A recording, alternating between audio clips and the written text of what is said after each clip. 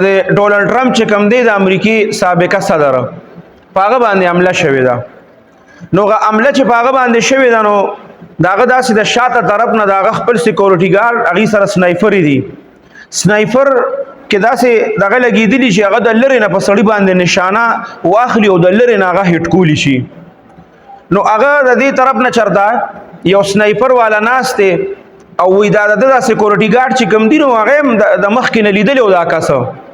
نو هغه په د الټا فایرینګ کړی دی په یو جلسه کې چونکې الټا په اکتوبر د نومبر کې الیکشن را روان دی په امریکا کې دا غي د لپاره جلسې جلوسونه او تیارې شروع دي نو د په یو جلسه کې تقریر کو نو د الټا نه چې هغه په څنګه ډس کړی نو تقریبا 4 ډزې کړی دي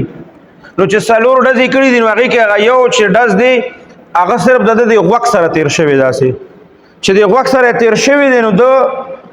په دغه باندې ډېر څه نه دی پوه شوی خو چې څنګه غوږ یې داسې درد کړی دی او لاس یې ولوړی نو د وینو څښا شوی نو एकदम ناست دی نو په هغه باندې خو حمله وشوه هر څه چې وشو نو زمونږ پاکستانیان او زمونږ میډیا چې کومه ده که نه بس هغه ټول له ټرمپ غوږ په هر میډیا چې به د په هغه ورځ کې کولاوله بس ټرمپ داسې او د ټرمپ غوږ اوس داسې دی او د ټرمپ د غوږ نه دونه وینه تلې ده او د ټرمپ د غوږ نه دونه څاڅکي تللي دي او د ټرمپ غوږ داسې او د ټرمپ غوږ اوس یې طبیعت داسې دی او هغې سره بلډ پرشر داسې شو پلانکې چیکپ یې وشو ډنګري چیکپ یې وشو خدای تاسو پوه کا تاسو چېرته د مسلمانان زمونږ په فلسطین کې څونه شهیدان کیږي د چا نخپې الوزي د چا غون د چا د پټو پته نه لګي تاسو د امریکای د صدر پسې شوی چې ټرمپ بره او ټرمپ ښکته د الله بندګانو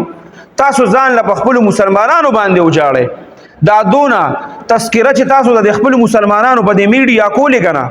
نو تاسو به هغې سره کم از کم خلکو ته خو به دونه پته لګېده چې په زړه کې ورسره درد شته دی په زړه کې د دې تعلق شته دی د دې مسلمانانو په خپل منځ کې نو به دې وروره بل څه کار نشته ټرمپ بره او ټرمپ ښکته د هغه غوږ داسې او غوږ یې هغسې اوس هغه ټیک د غټ سړی دی خو لکه بچ شوی دی که نه معمولي غوږ یې چې دی هغه زخمي شوی دی بس بچ شوی دی نو اوس د دې چې دی نو بد چونکې دا ولې چې دوی د هغې باندې پیسې میلاویږي